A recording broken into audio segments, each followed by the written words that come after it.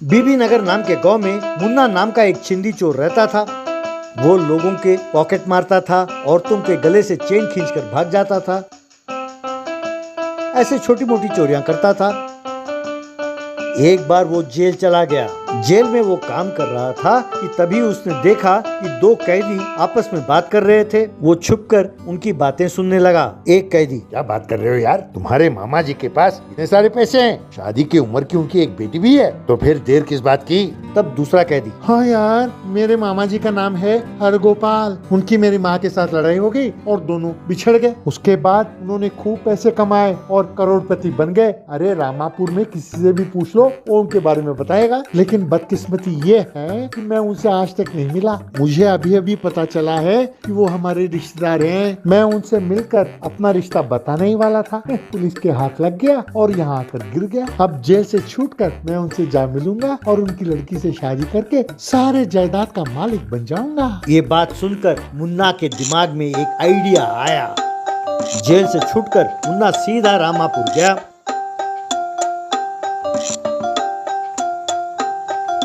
वहाँ उसने एक आदमी से हरगोपाल के बारे में पूछा। उस आदमी ने पता बताया।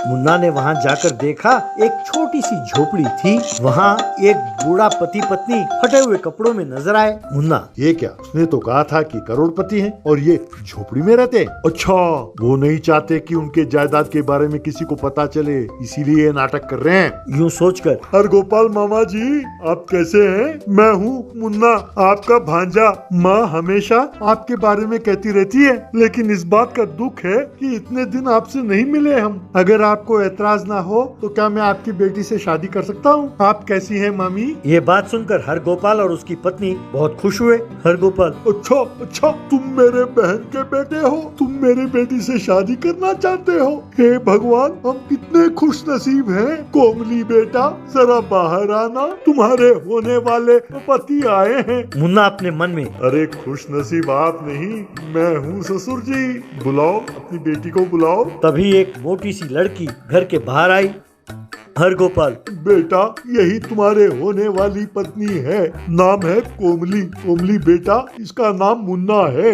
बेटा, इतने दिन मैं ये रिक्शा चलाता हुआ गुजारा कर रहा था। कुछ दिन पहले मेरी तबीयत बिगड़ गई और अब मैं रिक्शा नहीं चलाता, घर में ही पड़ा रहता हूँ। शादी के बाद हमारी देख रेख तो करोगे ना बेटा? मुन्ना को देखकर कोमली शर्माने लगी। मुन्ना अपने मन में, अरे तुम क्यों शर्मा रही हो? शर्म तो मुझे आनी चाहिए। ये तो एक बेबी एलिफेंट है और मुझे इससे शादी करनी होगी। ठीक है, वो कैसे भी हो, मुझे इससे क्या, मुझे तो इसकी पैसे चाहिए। ससुर जी मुझसे झूठ बोल रहे हैं कि वो रिक्शा चलाते हैं। यूँ सोचकर, हाय कोमली, तुम कैसी हो? ससुर जी, मैं आपके साथ हूँ। वो रिक्शा मैं चलाऊंगा और आप सबका देखभाल करूंगा। आप तुरंत शादी की तैयारी करें।